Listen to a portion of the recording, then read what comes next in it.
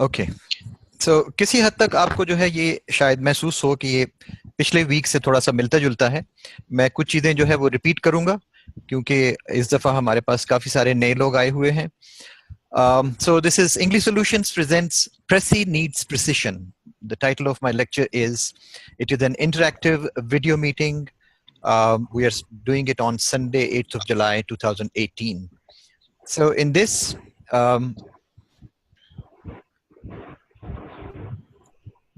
very good video, we want to, first of all, we want to see what is Pressy writing.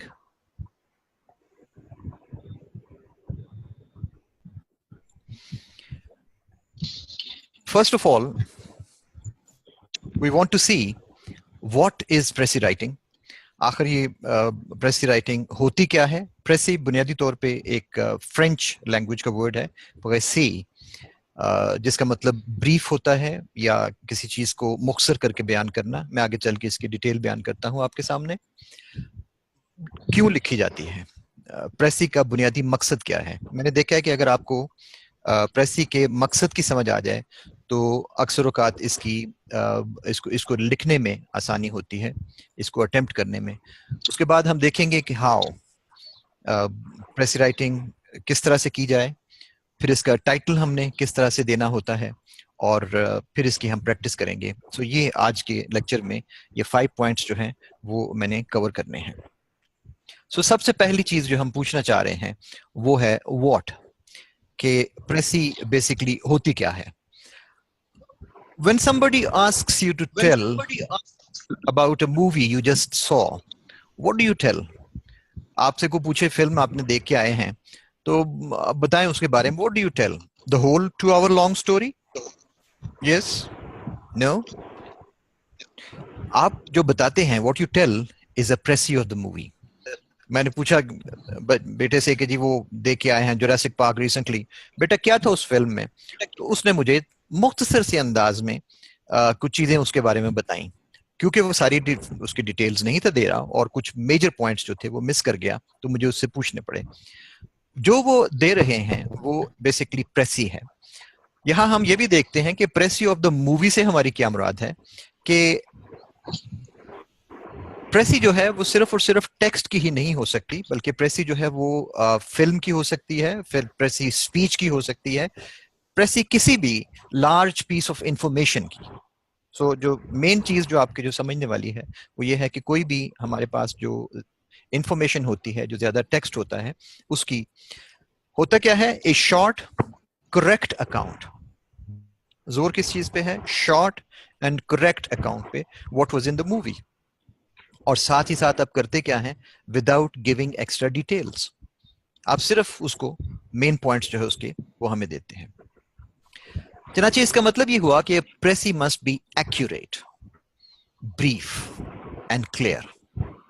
सबसे जो इसकी important बातें हैं वो इसकी है, उसका है एक्यूरेट होना, ब्रीफ भी उसने होना है और क्लियर भी होना है। मैं इसका करना चाहूंगा कि ये इसके अंदर, प्रेसी के अंदर 4 बुनियादी क्वालिटीज होती हैं जिनके बगैर प्रेसी जो है वो कंप्लीट नहीं होती। ये जानना क्यों जरूरी है? इसलिए कि यही वो क्वालिटीज हैं जो कि चेक करते वक्त हम प्रेसी के अंदर जो है उनको चेक करते हैं कि क्या कुछ है। ये करेक्ट होनी चाहिए, कंप्लीट होनी चाहिए, कंसाइज होनी चाहिए और क्लियर होनी चाहिए।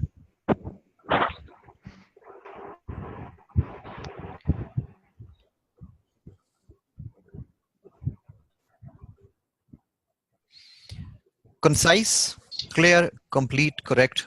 ऑर्डर नहीं है लाजमी, किसी भी तरफ से इसको जो है वो पकड़ा जा सकता है।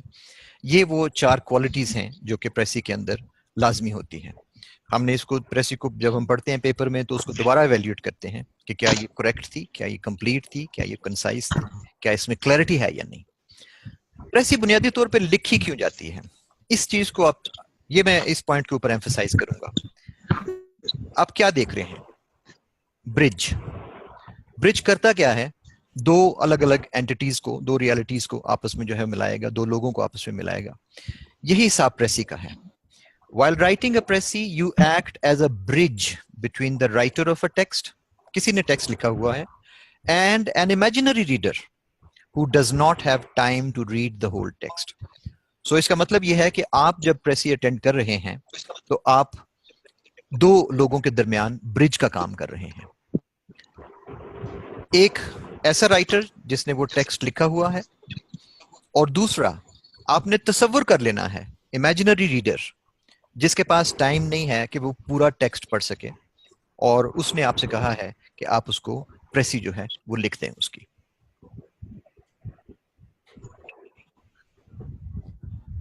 चनाचे अब इसकी एक्सप्लेनेशन इस तरह से की जाती है कि आप CSS के लिए मैं इसको एक्सप्लेन यूं करता हूं कि हायर ऑफिसर्स फॉर एग्जांपल पूरी की पूरी कोई रिपोर्ट आई है तो वो पूरा उसको नहीं पढ़ सकते, इतना टाइम नहीं है, तो वो आपसे कहते हैं कि आप इसका ब्रीफ दे दें.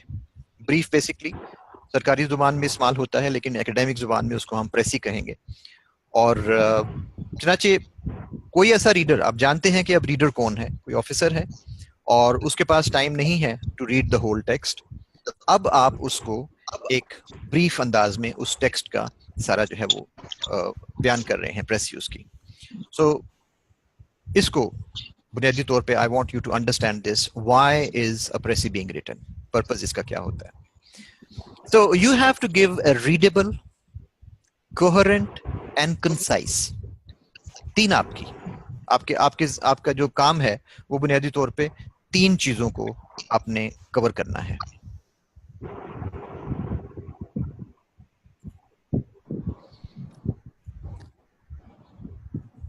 It has to be readable. आपकी जो बुनियादी तौर पे जो आएगी, आपकी प्रेसी आती है, जो टेक्स्ट जो है आपका वो रीडेबल होना चाहिए. उसके अंदर रीडेबल से मेरी मुराद ये है कि उसकी ग्रामर ठीक हो. जो चीज ग्रामर जिसकी ठीक नहीं होती उस बात की समझ भी नहीं आती. कोहेरेंट, उसके अंदर एक रब्त होना चाहिए, उसके अंदर एक लिंक होना चाहिए, और फिर उसके साथ साथ वो कंसाइज होनी चाहिए. फॉर्म टू द टेक्स्ट आपने देनी है इन योर ओन वर्ड्स. अब ये देखें, ये बहुत इंपॉर्टेंट है, इन्वर्टेड कॉमास में इसीलिए किया है कि अब आपने अल्फाज अपने इस्तेमाल करने हैं. आपने अल्फाज जो है वो टेक्स्ट के नहीं लेने, without leaving any important details. So आपका काम क्या है basically, you have to give a readable, coherent and concise form to the text in your own words without leaving any important details. आप देखें इसमें डॉट में एरोज कितने लगे हुए हैं, 3, और बिल्कुल निशाने पे लगे हैं. 3 एरोज किस चीज के हैं, रीडेबल, कोहेरेंट, कंसाइज. ये आपके तीनों तीर जो हैं वो निशाने पे लगने चाहिए. ग्राफिकली जरा देने से थोड़ा सा मेमोरी में इसको ज्यादा आपको याद रहेगी ये सारी चीज. रीडर का रिस्पॉन्स जो है वो क्या होगा. आप जब अपनी प्रेसी लिख लें तो सोचें कि मेरा वो जो इमेजिनरी रीडर है जिसने इसको पढ़ना है उसका रिस्पॉन्स क्या होना चाहिए. कंफ्यूजन होनी चाहिए, या क्या आप ये लेना चाहेंगे, उनका जवाब आना चाहिए कि वी गॉट द पॉइंट, हमें आपके पूरी बात की जो है वो समझ आ गई है. आप इस रिस्पॉन्स को जहन में रख के तो आपने प्रेसी को चलाना होता है. लिखना कैसे है, ये सवाल. फर्स्ट आपका जो पॉइंट है वो ये है कि find out the central idea और the theme of the passage. आपने पैसेज जब एक दफा पढ़ लिया है, एक दफा पढ़ने से अगर समझ नहीं आई उसको दोबारा पढ़ें, उसको 3 दफा पढ़ें ताकि आपको उसकी पूरी समझ आ जाए. मैं हमेशा मशवरा देता हूं स्टूडेंट्स को कि one reading is not enough, because there are quite complex ideas. Precis जब भी ली जाती है, जो पैसेज इसका लिया जाता है तो वो एडवांस्ड राइटिंग में से लिया जाता है. राइटर्स ने काफ़ी उसके ऊपर जो है वो उसके ऊपर कॉम्प्लेक्स आइडियाज होते हैं, उनकी जो ऑर्गेनाइजेशन होती है सेंटेंसेस की, पंक्चुएशन और वो सारी चीज़ें, उसमें से मीनिंग निकालना फर्स्ट रीडिंग में आमतौर पर इतना आसान नहीं होता. So it is better that you go for the second reading. Second reading तक पहुंचने तक उसके बाद आपको एक आइडिया आ गया होगा कि इसका सेंट्रल आइडिया क्या है, इसकी थीम क्या है पैसेज की. ऑफ कोर्स अक्सर लोग ये कहते हैं कि जी बीच में ऐसे आगे हैं वर्ड्स, ऐसे आगे हैं कि हमें उन वर्ड्स की समझ नहीं आ रही. सो उसके बारे में मैं पहले भी बता चुका हूं कि जिन वर्ड्स की समझ नहीं आती, you have to bypass them. You just look at the context, बजाय इसके कि उस वक्त बंदा बार बार आपकी नजरें उस वर्ड पे जाएं कि मुझे ये वर्ड नहीं आता, ये वर्ड नहीं आता. और तो वर्ड्स आते हैं ना उसके आसपास के, तो उनसे मीनिंग निकालने की कोशिश करें। पूछिए अपने आप से what is it about. So ये फर्स्ट स्टेप सबसे आपका है, find out the central idea और the theme of the passage and what is it about. Next step, underline the important points. अब इसके ऊपर जो है वो सबसे ज्यादा जो इम्पोर्टेंस इस बात की आती है कि कौन से पॉइंट इंपॉर्टेंट हैं और कौन से नहीं हैं। आपको जिस चीज की बहुत ज्यादा एहतियात की जरूरत है वो यहाँ पे ये है आपकी जजमेंट बेसिकली, कि टेक्स्ट जब आप पढ़ रहे हैं तो उसके अंदर आपको इंपॉर्टेंट और unimportant points, major points and minor points को डिस्टिंग्विश करना, ये एबिलिटी आपकी अपनी है, ये आपकी जजमेंट है, ये आपकी अकल है। How well do you recognize the important points from the distinguish from the unimportant points? So important points को I would advise को उसको underline करें और be careful to distinguish between the important and unimportant points. अक्सर लोग unimportant point को भी जबरदस्ती वो अहमियत दे के तो उसको जो है वो लगा रहे होते हैं कि जी दिस इज इम्पोर्टेंट, whereas आप और करें, 2 दफा टेक्स्ट पढ़ें तो आपको महसूस होगा कि ये टेक्स्ट एक खास डायरेक्शन में जा रहा है, एक खास बात है जो कही जा रही है और वही उसका मेन आइडिया है और वही उसकी थीम है। मैं अक्सर कहा करता हूँ कि प्रेसी राइटिंग में असल मसला राइटिंग का नहीं है इतना ज्यादा जितना इसकी रीडिंग का है। सो इसको डिवाइड करें 2 पार्ट्स में। The first part is reading the passage and the second part is writing the précis. It's only when you have read it properly that you can write the précis properly. जब तक आपको समझ उसकी पूरी नहीं आई उसके बगैर लिखने की कोशिश करेंगे। अक्सर लोग काफी सारी प्रेसिस पेपर्स में ऐसी भी चेक की हैं जिसको लोगों ने जल्दी अटेम्प्ट करने की कोशिश की है और उसकी रीजन वो क्या देते हैं, जी टाइम नहीं था। That is a very very lame excuse of course. Time management paper के अंदर, that is your responsibility, your job, it is your responsibility कि आप पेपर होने से कई हफ्ते पहले, many weeks before, you must calculate time, you must sit down and attempt 3 hours papers, see how much time I'm going to give to précis, how much time I'm going to give to comprehension. ये सब चीजें आपकी जिम्मेदारी है। So see how well, कितना time आपको reading के लिए चाहिए, कितना टाइम आपको उसकी राइटिंग के लिए चाहिए।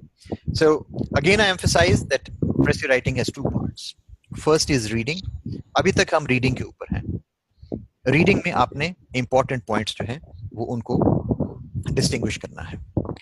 Next step, once you have taken the, अभी तक आप क्या करके आए हैं, अभी तक आपने इंपॉर्टेंट पॉइंट्स लिए हैं और अनइम्पॉर्टेंट को छोड़ा है। आई से अंडरलाइन देम, अंडरलाइन और पेपर के ऊपर जो है उसको। Next step is a rough draft. अब आपने मेजर पॉइंट्स और माइनर पॉइंट्स अलग कर लिए हैं, अब आप रफ ड्राफ्ट लिखेंगे। Note down the important points in your own words. Rough draft के लिए हम ये कह रहे हैं कि आप बेशक इसको पॉइंट वाइज कर लें, इसको पूरा पैराग्राफ ना लिखिए अभी, आप इसके जो इंपॉर्टेंट पॉइंट्स थे उनको आपने नोट डाउन करना है इन योर ओन वर्ड्स। अब यहाँ पे ये इंपॉर्टेंट पॉइंट जो है उसका आ गया है कि हमने जो इंपॉर्टेंट पॉइंट्स लिखने हैं वो अपने वर्ड्स में पॉइंट्स लिखें सिर्फ, या कि क्या सेंटेंसेस लिखें। अक्सर लोग पूछते हैं क्या हमें सेंटेंसेस लिखने चाहिए कि पॉइंट्स लिखने चाहिए। देखिए आप बना रहे हैं rough draft.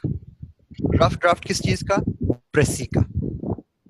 Draft means that it has to be complete sentences. I would not say, I'm saying that you take out the important points, but now make the sentences. That is why I have put a picture here so that you remember that now is the stage when you are making sentences. आपने underline किया हुआ था प्रेसी के ऊपर से, और जब प्रेसी के ऊपर अंडरलाइन कर ले हैं तो लाजमी नहीं कि पूरा का पूरा सेंटेंस उसमें से उठाया जाए, कुछ पार्ट्स उसके जो है वो अंडरलाइन किए जा सकते हैं, and then you have the sentences. An important question which many people ask about this, बड़ा major question आता है हमेशा, can I copy words from the text? I will take some time over here. आपने text के अंदर, अब देखें बाज़ औक़ात टेक्निकल टर्म्स होती हैं, फॉर एग्जाम्पल एनवायरनमेंट के बारे में कोई आ गया है, या फीलिंग्स के बारे में, इमोशंस के बारे में, एग्जिस्टेंस के बारे में, लाइफ के बारे में, साइंस के बारे में कोई पैसेज है, इकोनॉमी के बारे में पैसेज है, सोशल प्रॉब्लम्स के बारे में कोई पैसेज है, तो उसके अंदर जो टर्म्स हैं उनको किस तरह से अवॉइड किया जा सकता है? इकोनॉमी को इकोनॉमी नहीं कहेंगे तो और क्या कहेंगे? सोशल इवल्स को सोशल इवल्स के अलावा कुछ वर्ड्स दिए तो जा सकते हैं, लेकिन बिल आखिर इनके करीब है। एग्जिस्टेंस जो है वो या एग्जिस्टेंस है या लाइफ है। सो इनको किस तरह से आप जो है इन वर्ड्स को जो है वो चेंज कर सकते हैं? So my point is that you are allowed, it is okay, it's not a very big issue to take some words from the text. What is not allowed is to um, take the whole expression or take the whole what do you say, the words from the text. I'm sorry, I'm getting a little bit distracted by one of the persons who has his video on here, और वो हमें खासी problem आ रही है.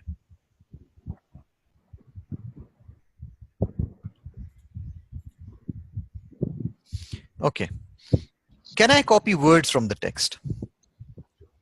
So मैंने आपको बताया है कि you can take the terms and you shall take the terms.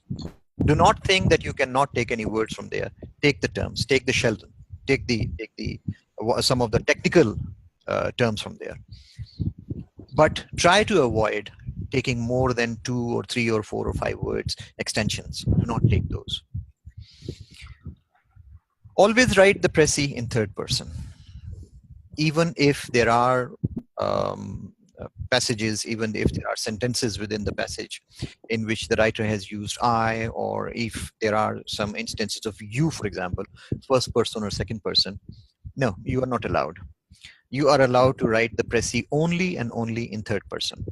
Except, एक exception इसके अंदर मौजूद है, और वो ये है कि बाज़ औक़ात universal truths की बात हो रही होती है, बाज़ औक़ात our existence की बात हो रही है, all human beings, उसमें first person plural use हो रहा है, तो वो फिर universal truth है. I remember this probably CSS 2017 और 2018 का पैसेज है जो इस तरह से है, और जो जिसके अंदर फर्स्ट पर्सन प्लूरल यूज करना पड़ना था, जिसमें वी का जिक्र है, जिसमें आवर का जिक्र है, और उसको उसी तरह से जो है वो जिक्र करना पड़ना था, because we are talking about the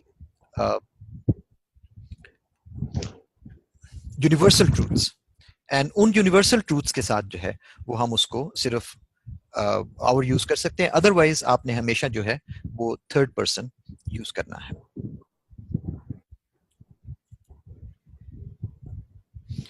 précis length क्या होनी चाहिए? This is another enigma which many people get stuck with.